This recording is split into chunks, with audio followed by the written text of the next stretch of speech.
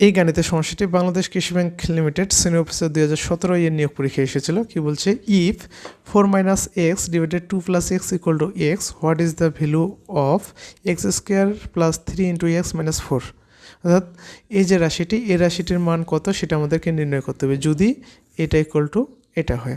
তো এখানে আমাদের যে দেওয়া রয়েছে গিভেন ডেট, যেটা আমাদের এই গাণিতিক সমস্যাটি দেওয়া রয়েছে সেটা হচ্ছে কি 4 - x divided 2 + x equal to x।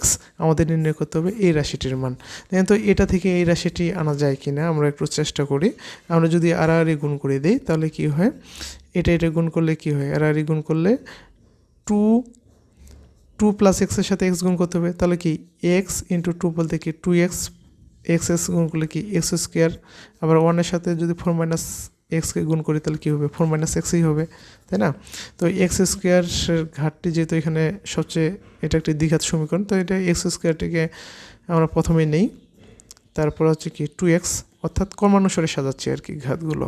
ঠিক আছে, একটা কাজ করি, এই যে 4 - x ডান দিক থেকে আমরা কি করি, বাম দিকে নিয়ে যাই। বাম দিক যদি নিয়ে যাই, 4 এর সামনে প্লাস, বাম দিকে আসলে কী হবে মাইনাস, x এর সামনে রয়েছে মাইনাস, ডান দিক থেকে বাম দিকে আসলে হবে প্লাস। তাহলে কি ডান দিকে কোনো কিছু থাকে না, তাই না?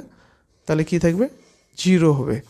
এখন আর কাজ করি, x স্কোয়ার, এখানে দেখেন 2x, এখানে প্লাস x, 2x + x কী হবে 3x, কে এখানে -4 ইকুয়াল টু 0। দেখেন তো এই রাশিটির সাথে কি মিলে গেছে, এটা x square + 3x - 4, x square + 3x - 4, আর এটা ইকুয়াল টু আমরা পেলাম কত, 0।